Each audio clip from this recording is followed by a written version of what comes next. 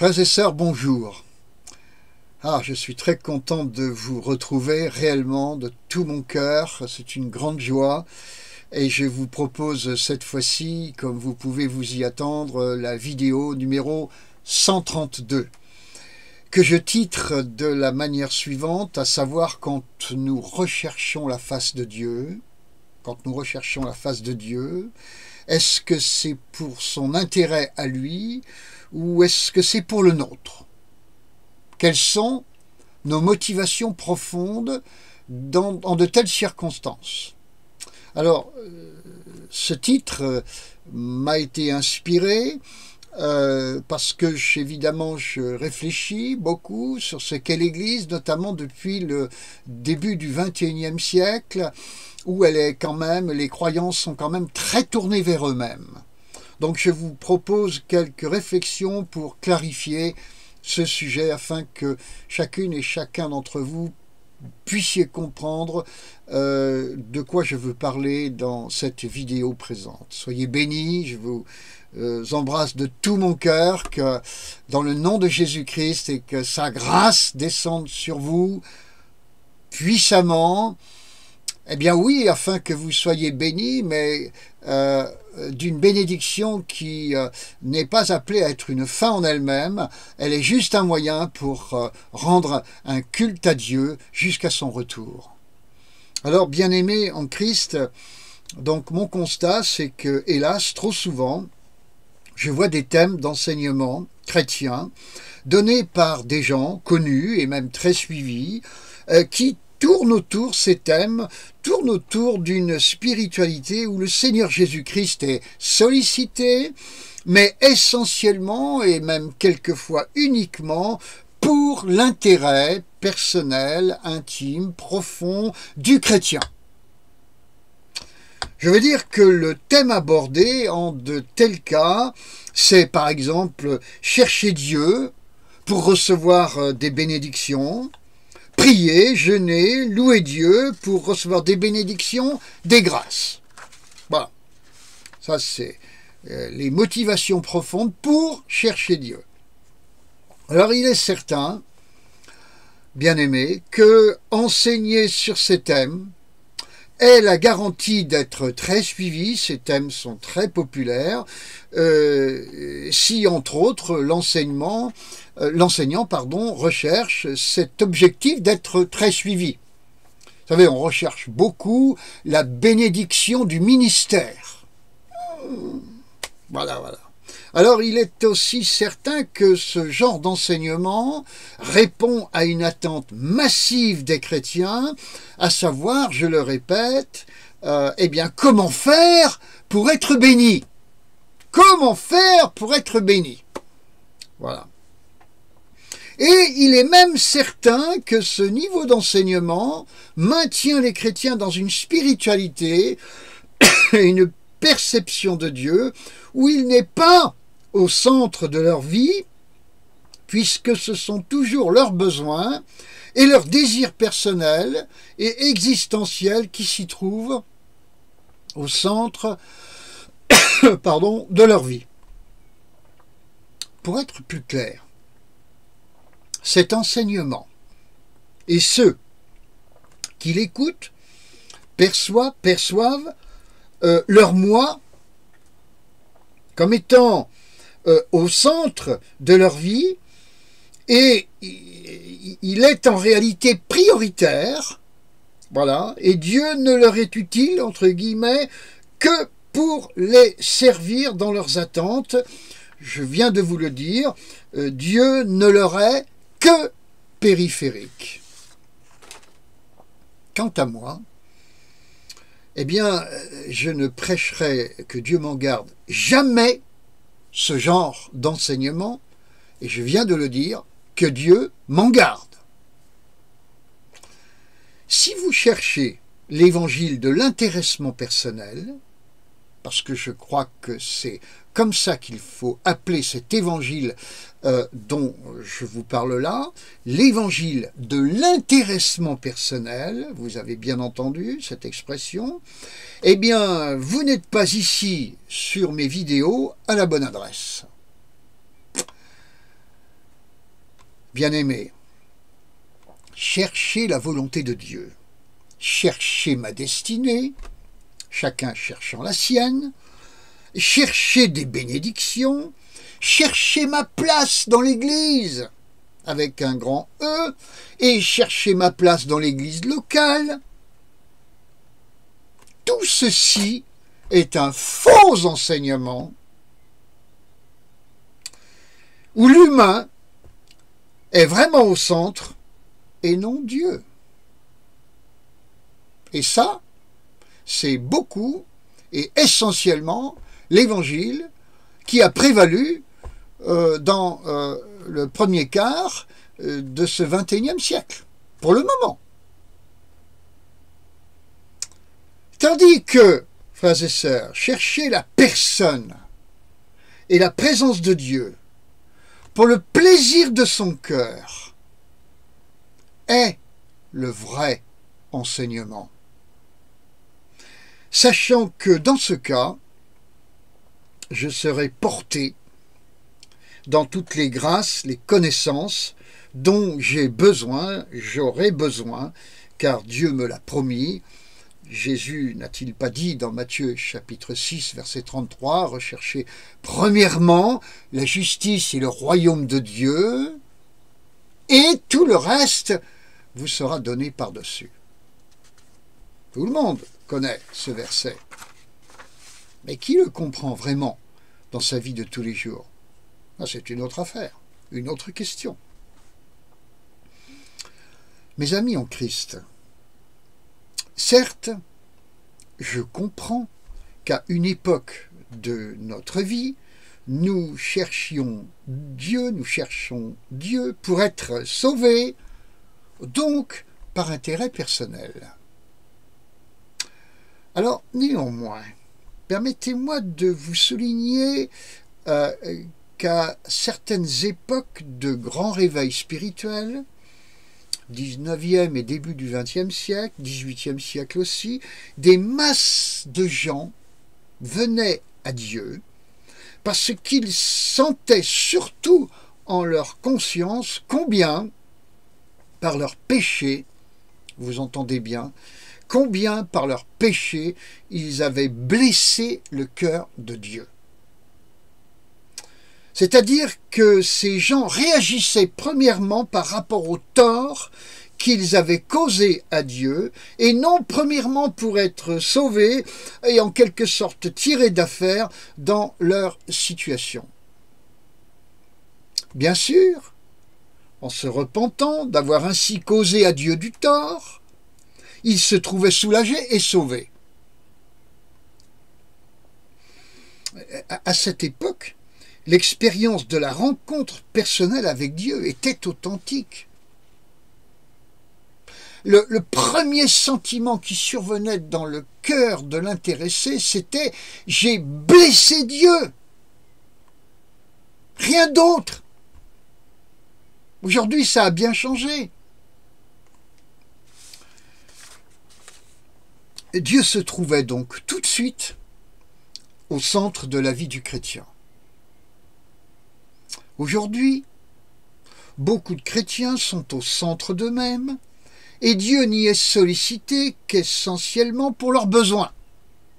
Besoin d'épanouissement, recherche du bien-être en Christ. Pouvons-nous dire, en termes de présentation de ce christianisme, que je qualifie d'humanisant et même d'humaniste. Enfin, et à force de prier pour soi, et à terme, en cas tout de même d'exaucement, il est permis de se demander qui, plus précisément, a répondu à ce genre de prière, qui, Dieu ou le malin? Oui. Mais la parole de Dieu est intemporelle. Et les grandes figures de l'Ancien Testament comme du Nouveau n'ont pas eu soin d'elles-mêmes pour chercher Dieu par intérêt. Abraham, avant lui Noé, puis Moïse, David et avant lui Samuel, Élie, Daniel, Ézéchiel, Jean-Baptiste, le Seigneur lui-même, les apôtres et Paul ont-ils cherché la volonté de Dieu, leur destinée et des bénédictions? Étaient-ils, entre guillemets, préoccupés, pour ne pas dire obsédés par ça? Non, mes amis.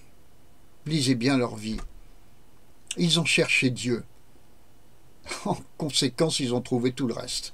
Mais c'est parce qu'ils ont seulement cherché Dieu. Si vous cherchez Dieu, lui, après, il est fidèle.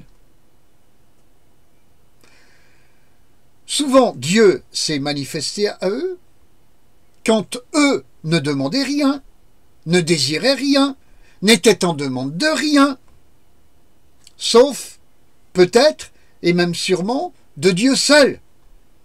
Donc, juste en demande de Dieu. Juste en demande de Dieu. Étaient-ils ces gens? Juste en demande de Dieu.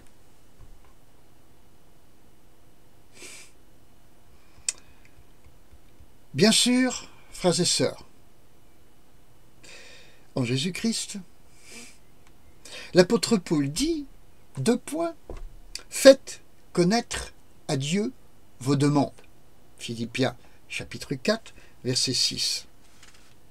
Je vous rassure, avoir des demandes et les exprimer au Seigneur par la prière est normal. Normal, mais laissez-moi aussi vous dire ceci, frères et sœurs. 2 points. Et puisque l'on parle de prière, Jésus dit justement, voici donc comment vous devez prier. C'est normal que nous adressions des prières, c'est-à-dire des demandes à Dieu. Eh bien, Jésus dit justement, ça tombe bien à ce propos, je vais vous expliquer comment bien prier. Matthieu, chapitre 6, verset 9. Et en l'occurrence, versets 9 et 10, notre Père qui es aux cieux, que ton nom soit sanctifié, que ton règne vienne, que ta volonté soit faite sur la terre comme au ciel.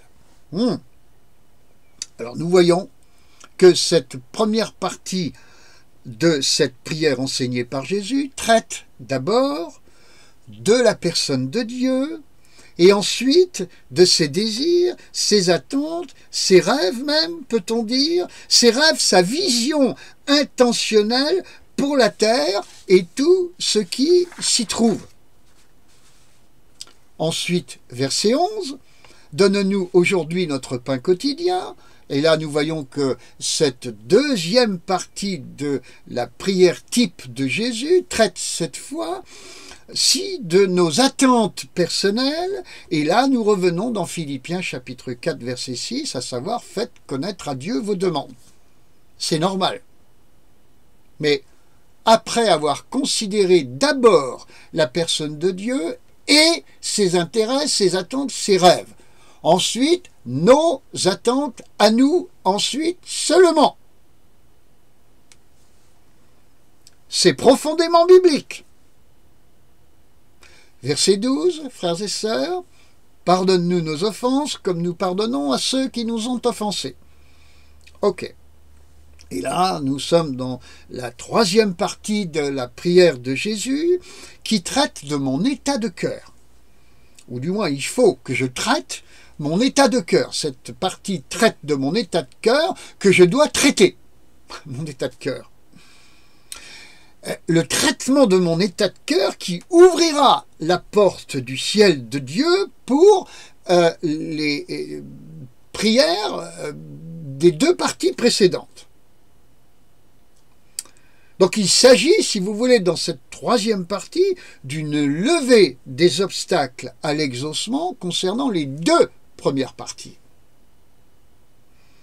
C'est-à-dire, si je donne le pardon à l'horizontale, eh bien Dieu me donnera le sien, donc à la verticale, et le succès me sera garanti pour m'approcher de lui, pour lui, puis pour moi, si nécessaire, ou du moins quand c'est nécessaire.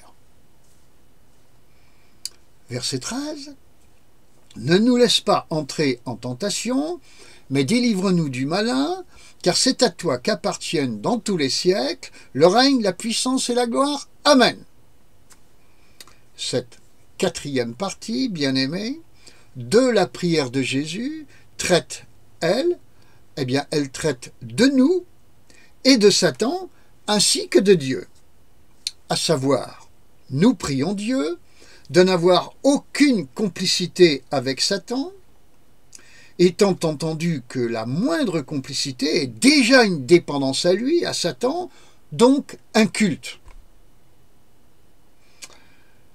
Nous voulons donc demeurer à distance de Satan en niant qu'il est le Seigneur de l'histoire, en bloquant son règne, en bloquant sa puissance et en bloquant sa gloire.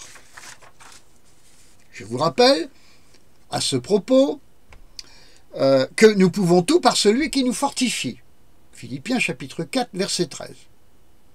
Donc vous pouvez bloquer, au nom de Jésus-Christ, l'action de Satan. À l'inverse, ensuite, évidemment, de mon exposé, je confesse que Dieu, en Jésus-Christ, est le Seigneur unique de l'histoire, que le règne est à lui seul, ainsi que la puissance et la gloire. Oui, bien sûr, je ne rends de culte qu'à Dieu seul. Ah oui. Mais là, je précise, vidéo numéro 131, que les faux combats dont j'ai parlé dans cette vidéo constituent une complicité avec Satan. Ainsi même que la fausse piété que je dénonce dans cette vidéo présente. Ce sont des complicités avec Satan. Faux combats, fausse piété. Je le répète, ce sont des complicités avec Satan. Je commence à me prendre les pieds dans son filet et je ne me garde pas de lui. Je suis en collusion avec lui, je suis déjà en train de lui rendre un culte parce que je fais ce qu'il veut. Donc, je suis en communion avec lui et je lui rends un culte. Donc, nous claironnons bien volontiers que je ne rends de culte qu'à Dieu seul, en réalité, et celui-ci avec, mes amis. Ça vous parle? Frères et sœurs, pour récapituler le plan de prière enseigné par Jésus, nous pouvons donc présenter les choses ainsi, à savoir, ma piété, elle est biblique si elle se définit ainsi. À savoir, quand je m'approche du Seigneur, c'est d'abord pour sa personne, ensuite pour ses intérêts, ensuite pour mes intérêts, ensuite pour traiter de mon état de cœur, ensuite pour être loin du diable, et enfin pour demeurer encore et toujours autour de sa personne. Comme Moïse, d'ailleurs, le fit avec le buisson ardent dont il fit le tour pour voir quel était ce spectacle extraordinaire qu'il avait devant lui. Je fais pareil. Je ne tourne pas autour de moi, je tourne autour de mon Dieu, autour du buisson ardent comme le fit Moïse. Exode, chapitre 3, verset 3.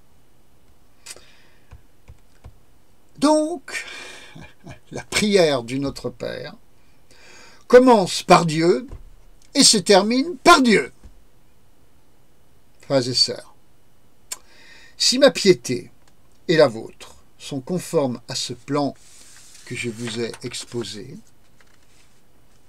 nous ressemblerons à des vierges sages, aux lampes pleines d'huile, cette huile d'en haut qui est celle du Saint-Esprit. Nous aurons la paix de Jésus.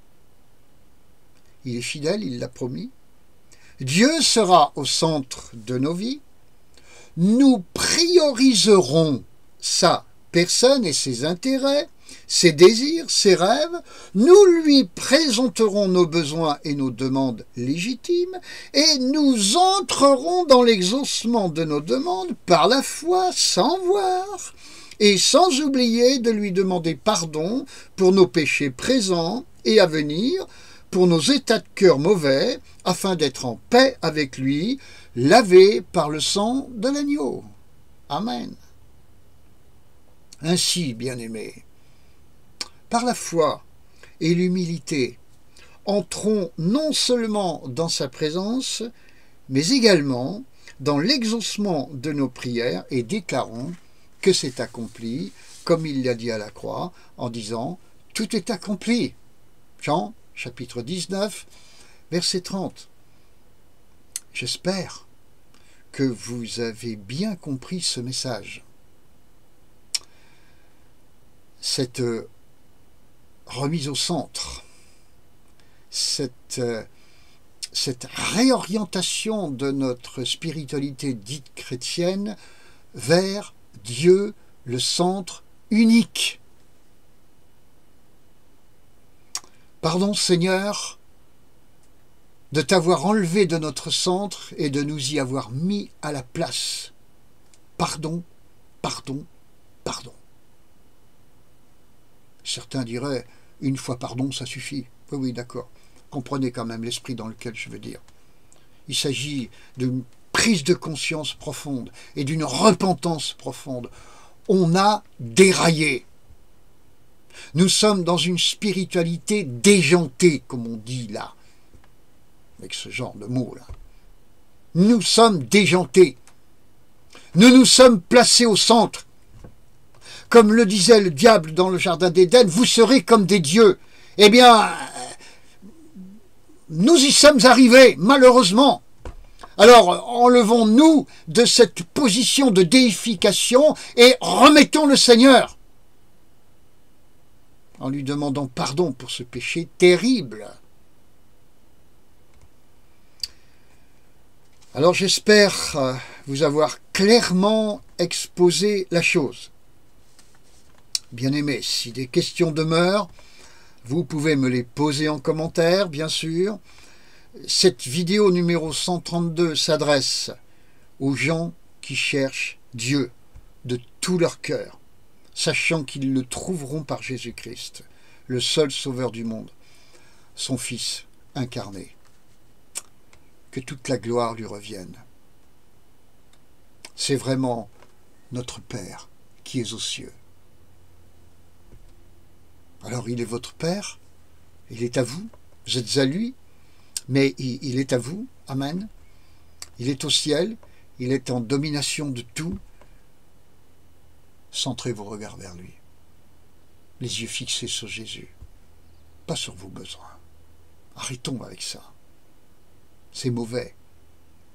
Ceux qui suivent cette spiritualité deviendront des vierges folles. Ils perdront toute huile d'onction. Seront obsédés par eux-mêmes. Demanderont secours à Dieu éventuellement, et de plus en plus éventuellement, pour être possiblement secourus. Retournons à Dieu seul. Père, Fils et Saint-Esprit. Alléluia, mes amis.